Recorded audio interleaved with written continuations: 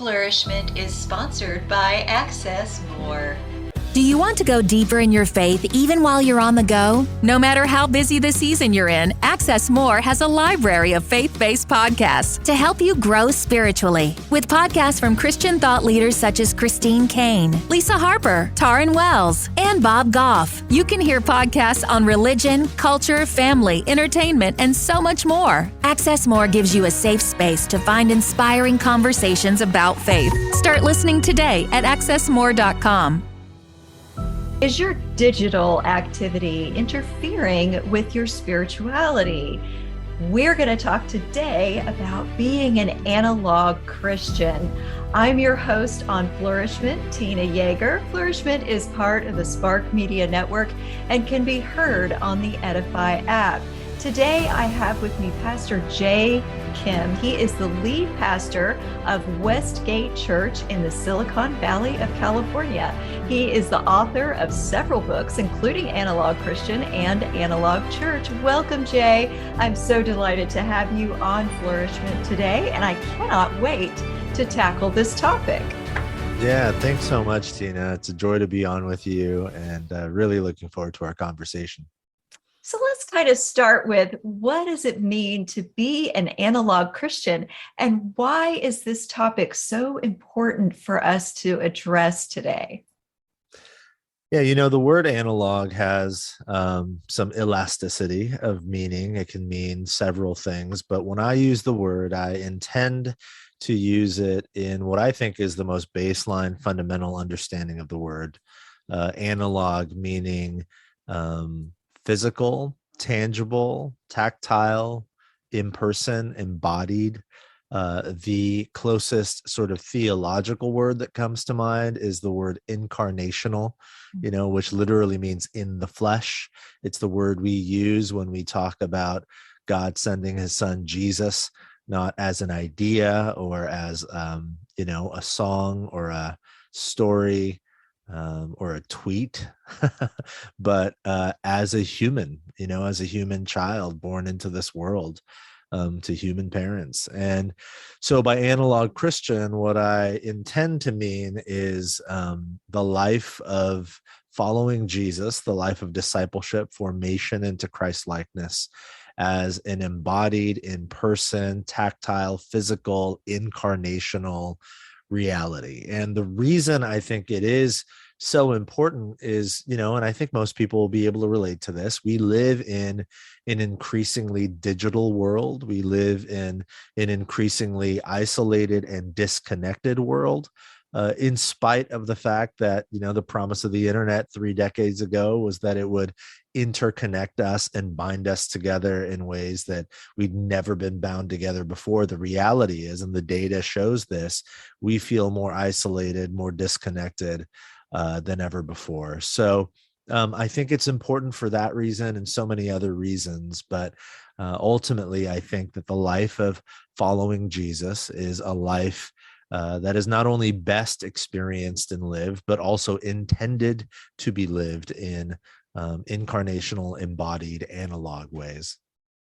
I think it's interesting that you're in the Silicon Valley and you're talking about being more tactile and less focused on being solely digital. Would you talk to us about why this topic came to you as something of urgency and importance in your life and in the lives of those around you?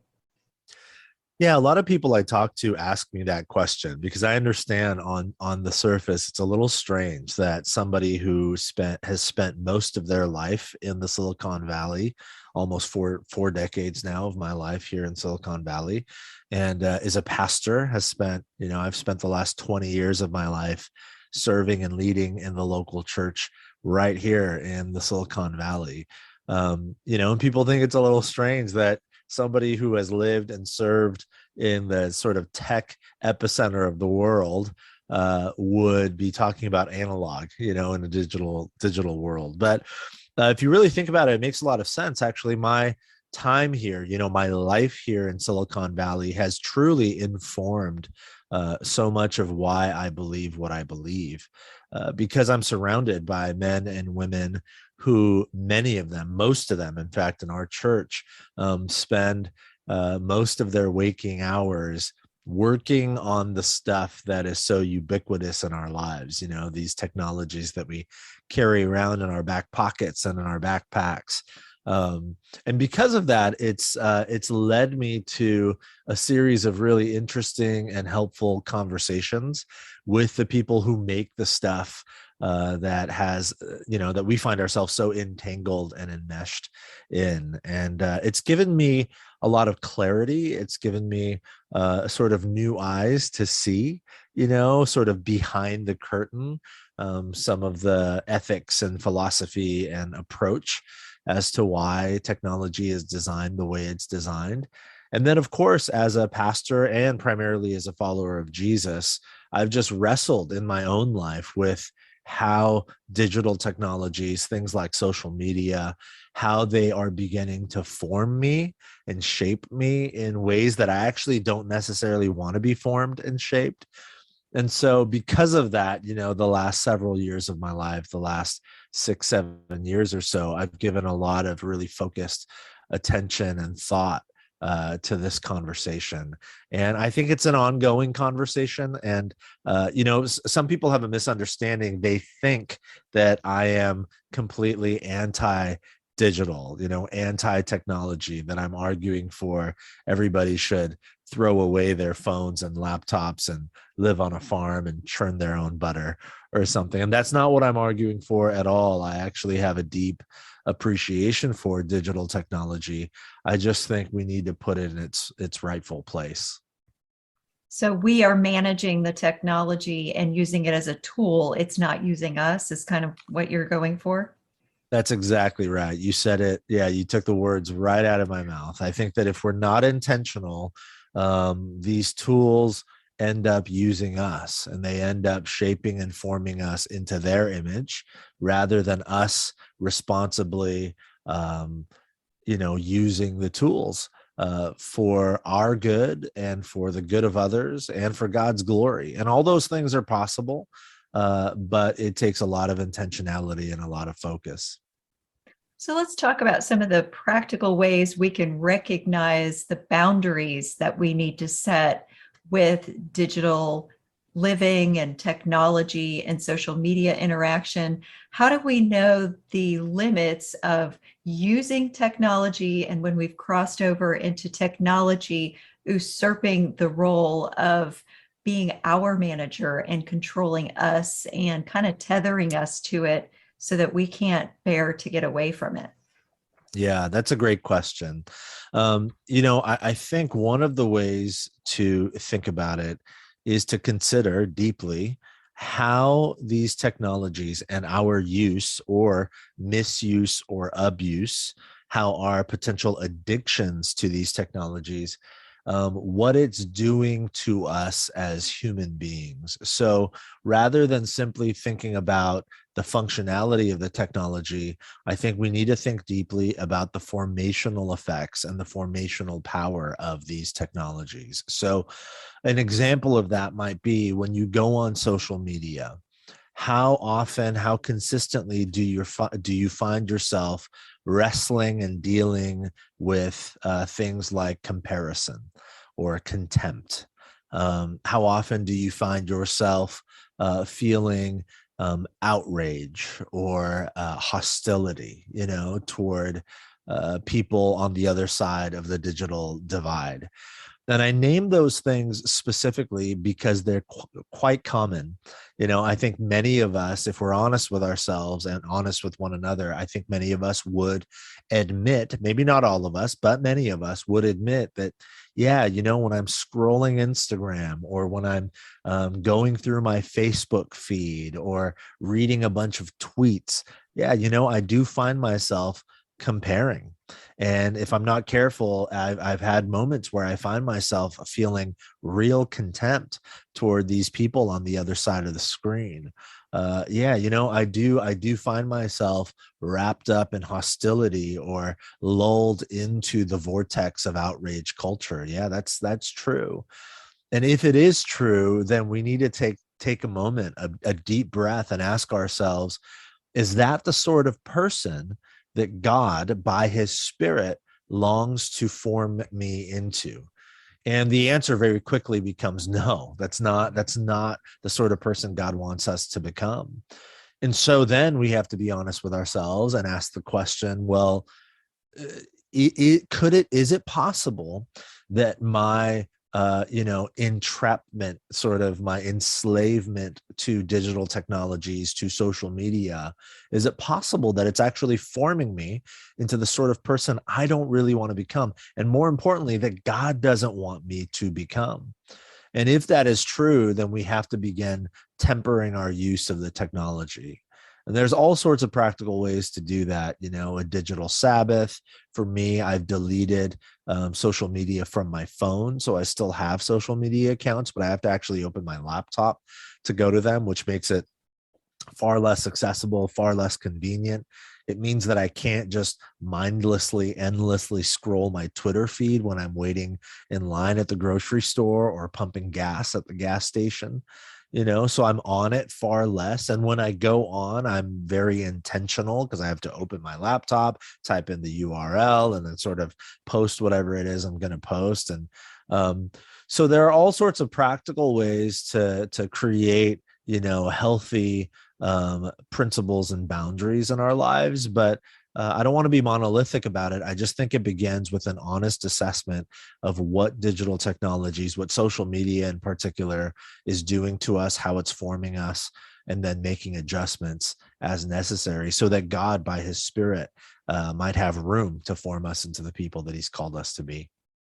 Let's talk about the addictive design behind technology. It is actually engineered to make your brain respond to it the same way the brain would respond to an addictive substance, with the endorphin and dopamine rush that you get when you purchase something, click on something, comment on something, get a like, get a positive response to a post that you've made.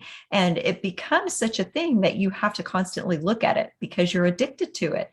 How do you detox from that? How do you recognize when that is a problem? And I think there is a detox necessity if you become someone who's not able to put the phone down or put the screen down for at least a little bit of time. Yeah, detox is the right word. The writer Cal Newport, he's not a Christian writer, but he's got some fantastic stuff out there. His book, Deep Work, is one that I would highly recommend. Cal Newport talks about implementing a 30-day detox into your life, a 30-day digital detox. So, a lot of people do this with their diet, right? People will do detoxes to like cleanse their internal system. They'll, just drink vegetable juice and clean foods for 30 days as a sort of detox.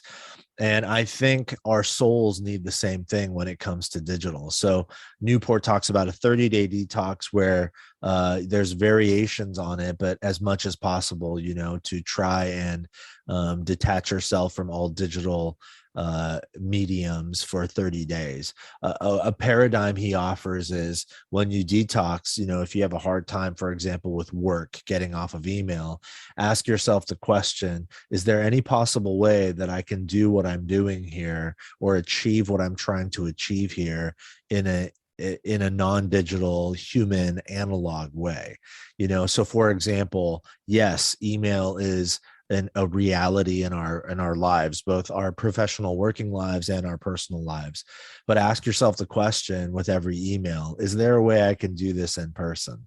Like, is there a way that I can walk down the hall to the cubicle and have this conversation face to face? If there is, then do that, and then of course with social media, so much of it is just to alleviate boredom or to seek entertainment or to, stay caught up in the lives of people in our lives.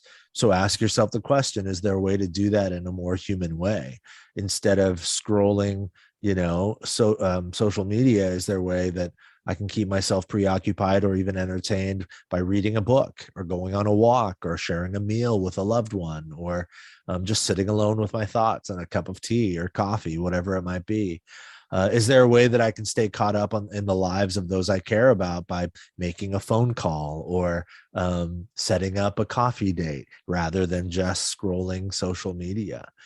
So that's one idea. The writer Andy Crouch, who is a friend and has been such an influence on me, he suggests regular rhythms of digital Sabbaths. So 1 hour a day, 1 day a week, 1 week a year. Is there 1 hour a day that you can just completely detach and untether yourself from all things digital, social media, email, text messages, all of that? Is there 1 day a week where you can do that, where you can just spend time with family, friends, go for a hike, share a meal, read a book, spend time in your front yard, whatever it might be. Do something physical, take up a hobby that requires the usage of your hands, do a puzzle, whatever it might be. And then is there 1 week a year? And that sounds really daunting, but it is possible. This past summer, my family and we took 3 weeks of vacation. And the very first week, my wife and I took our 2 young children to Southern California, and we just shut off all digital devices. And for an entire week, had no digital. And it was strange at first, but it's so life-giving. Just a couple of days in, you feel like you're breathing clean air, and clean air is one of those things you don't realize how smoggy the air you've been breathing actually is until you breathe clean, fresh air. And it felt a little bit like that, so lots of different approaches, lots of different ways. But I think whatever you do, beginning to implement some practices in our lives that can create, again, clean air, in our souls is so critically important. I love the idea of clean air in the soul. That's just a beautiful concept. And I'm also thinking, what if, I know there's digital technology platforms and programs and software that you can implement to give you a monitoring system of how much time you're spending on social media and getting distracted. But what if you allowed the Holy Spirit to be that monitor? What if you prayed before you took your few minutes a day that you blocked out to do whatever work you actually have to do on your screen? What if you invited Jesus to come with you into your social media experience and allowed him to be your filtering system for how you saw and responded to everything? What do you think about something like that? Would that work? Yeah, absolutely. Not only would it work, I think it's vitally important. And again, beyond just our usage of social media and the internet, I just think that's an important posture to take as a follower of Jesus, to constantly and consistently invite the Spirit of God to lead and to guide us. The late, great Dallas Willard, he wrote this book called Hearing God. And in it, he talks about how so many people would ask him, Dallas, I want to hear God, but he's silent. He never seems to have anything to say. I pray, but he doesn't say anything back. And Dallas had this wonderful response. He said, well, is there any, and I'm paraphrasing him here, but he said, he would ask the people, well, is there any co-laboring endeavor that God needs to talk to you about? And what he meant by that was, most of us expect God to speak to us in those moments when we really need him to talk specifically.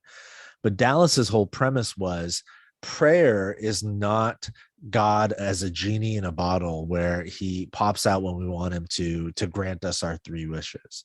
Prayer is an ongoing conversational relationship with God as you continually work alongside him, in partner with him as he forms a life in us that is for his glory and for our good, and as he forms a sort of life in us that we can pour out onto the world, this sort of redemptive endeavor that we can partner with God in. And so I think in that way, asking God by his Spirit to speak into everything we do, every moment of life, is so critically important. I think that's a part of what it means to, adhere and say yes to the New Testament calling to pray without ceasing, And I absolutely think that's true. And for me, in particular, when the Apostle Paul writes in Galatians 5 about the fruit of the Spirit, and he gives these beautiful characteristics of the fruit of the Spirit: love, joy, peace, patience, kindness, goodness, faithfulness, gentleness, self-control. It's fruit because it's a work that the Spirit of God does in us, and it's fruit that he bears in us as we continually and constantly invite him by his Spirit to do that transformative work in us. And so if we want to become people of love, joy, peace, patience, kindness, goodness, faithfulness, gentleness, self-control, then it's exactly what you're saying, Tina. We need to constantly ask God by his Spirit in every situation, every circumstance, to do the work of forming us, right? To do the work of informing our decision-making, informing our thoughts, so that we might be formed into Christ-likeness, so that we might be formed into the sorts of people who live, truly fruitful lives, which is something that I think all of us long for. It makes me think of the verse, do not be conformed to the pattern of this world, but be transformed by the renewing of your mind. And we need that renewing of the mind because there's sort of almost I hate to use the word brainwashing, but there is an influence that the digital technology has very subtly on the patterns of thinking that we have. As you mentioned at the very beginning, is it changing me into someone I don't want to be? And we need that constant process of God being there to renew our minds so that we don't become conformed to the patterns of someone that we don't want to be. Yeah, that's exactly right. And it is, it is a little bit, I don't want to strike fear in people's hearts. I just want to raise awareness. It is a little frightening to think, oh my gosh, like the design of digital technologies, there is an inherent sort of ethic in the design. But it's true. Many people have watched that Netflix documentary, The Social Dilemma, and it did really well. One of the main voices in that documentary is a man named Tristan Harris, who is a design ethicist.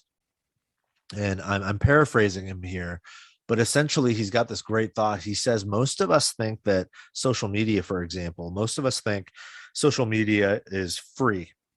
And we think it's free because we open our phones, we go to the app store, we download these apps, and they're free. We don't pay anything. And we create an account, and boom, there we are. Instagram, Twitter, Facebook, TikTok, whatever it might be.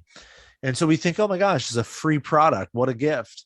But Tristan Harris makes this point. He says, nothing is free. If it's free to you, what it means is you are the product, right? You are the product being sold and bought on the marketplace of the internet. And that has proven to be true. You think about the story of Frances Haugen, who was the whistleblower for Facebook. She came out last year or a year or two ago with this incredible sort of really eye-opening and sobering report about how Facebook, and I'm not here to bash Facebook at all, but just, how Facebook is deeply aware of how its design is forming people, and yet it's good for the bottom line. It keeps people engaged. And that's critically important because that is the business model, to keep us scrolling and swiping and clicking. So whatever it takes to keep us scrolling, swiping, and clicking is what most of these social media companies will do. But again, they're not inherently, there isn't necessarily an inherent morality that isn't malleable. It is malleable. There are ways that we can leverage social media and digital technologies for God's glory and for our good and for the common good. There are ways, but it requires intentionality. And if we are not intentional, then the platforms will do the work for us. And what the platforms intend is to increase the bottom line. And what that means is that we are the products, and we're going to be bought and sold on the marketplace in unique ways. Our information, our data, our proclivities, our aspirational desires, all of those sorts of things. And so, again, if we don't want to be formed by those things, then we need to be thoughtful, intentional, and we need to constantly ask God by his Spirit to lead and guide us. I think that's true of anything in the world. The world is not designed the same way that the kingdom of God is designed. So we are always going to need to be intentional about being who God wants us to be, rather than being of the world. We're in the world. Yes, So we need to relate to the world, but we need to not become of the world. And that's right. remembering to spend the time and more thought and more intentional processes of personal development on our relationship with God and how He wants to relate to others through us than we do on how to be entertained and manipulated by the systems that are in place. Yeah, that's exactly right. It takes intentionality in all spheres of life, not just our digital engagement, but in all spheres of life. It takes real intentionality. It reminds me of Peter's words in 2 Peter chapter 1, his sort of opening lines.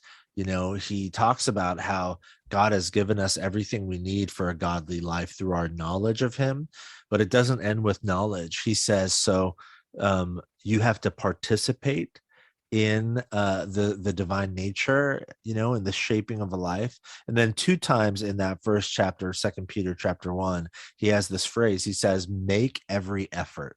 He says it twice, make every effort. And I think that's what it comes down to. Most people, or at least many people, think that the Christian life simply means saying yes to Jesus, getting our little golden ticket to Willy Wonka's chocolate factory called heaven when we die, and then we just kind of go about our lives. But in reality, the Christian life, if we want to live it and live it to the full, if we want to experience the transformative power of God's Spirit doing a work in us, we have to participate. We have to make every effort. We have to be intentional. We have to focus our energy and our resources, our time, what we give our thoughts to, our actions. We have to make an effort to lean the entirety of our lives in the direction of what the Spirit of God is doing, and in the direction in which He is guiding and leading us. And that doesn't happen naturally. It happens again with intentionality, with thoughtfulness, with a conviction of decision making. I'm going to live this sort of life and not that sort of life. And I think that's so important, like you said, not just with digital technologies, but in all of life, for sure. Yes, because you definitely see that in the book of the Acts, in the evidence that you see in the letters of the New Testament, that this is not a new thing, that we are a countercultural mindset when we're Christians in a world that the enemy is trying to pull us away from God through all the things that He has designed in the world around us. So this isn't a new thing. It's just a different way that this is potentially enacted against us. But like you said, it doesn't mean technology is bad. We just need to make sure that it isn't conforming us into something of the world instead of something of God that is representing Him through evidence of those litmus test pieces that you mentioned in the fruits of the Spirit of God in the world. Yeah, that's exactly right. And I think there's a lot of hope in that. We're talking obviously about the digital age, and that's sort of the topic I've wrestled with quite a bit in my writing in recent years and in this next book. But